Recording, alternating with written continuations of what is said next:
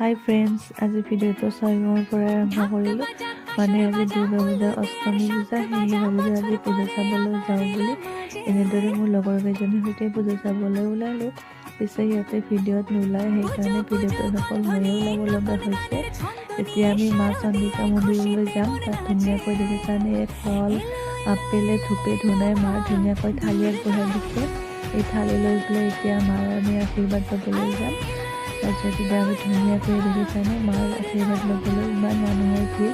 পিছে আমি সোনকালে অহাৰ কাৰণে বেছি বাৰু ভিৰ নাই, ইয়াতকৈ অধিক ভিৰ হ'ব অকণমান পিছত।